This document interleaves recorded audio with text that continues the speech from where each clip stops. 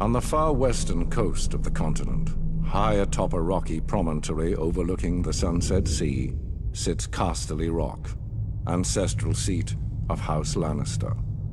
Below it lies Lannisport, one of the great cities of Westeros, a center for trade, culture, and the great Lannister fleet. There are a number of gold and silver mines in the Westerlands, making it the richest region in all of Westeros. One of the most productive mines lies beneath Casterly Rock itself, making House Lannister the wealthiest of all the noble houses. This allows House Lannister to finance many endeavors of other noble houses. Even the king himself has sought credit from Casterly Rock from time to time. We Lannisters claim our descent from the Andal invaders, and through the female bloodline, Lann the Clever.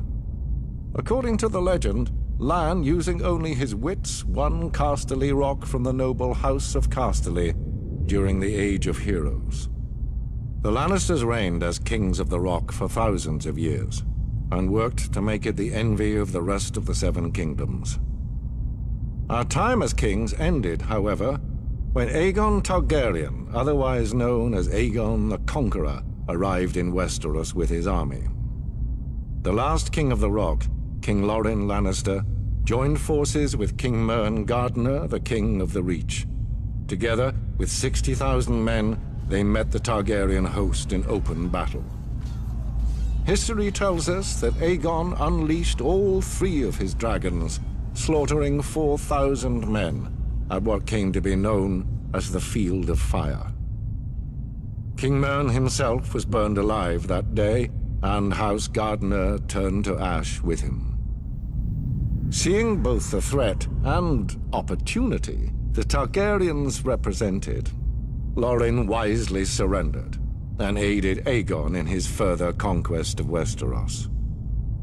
The Lannisters were thus appointed Lords Paramount of the Westerlands and Wardens of the West, titles we hold to this day. Let us be clear, though. It is neither luck nor royal favor that makes our house prosperous. There have been times in our history where some have thought us weak, lazy, or opulent. My father, Titus Lannister, nearly bankrupted our house with his poor investments, and allowed himself to be mocked openly at court.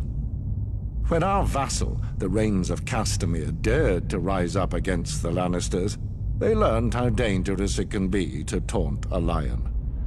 I, Tywin Lannister, led the assault on Castamere to put down this rebellion.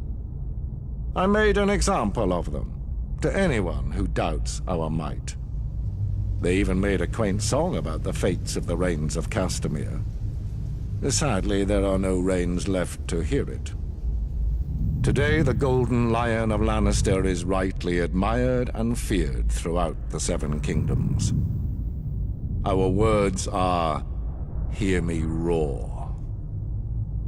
But there are other words that should be remembered when crossing a Lion of Casterly Rock.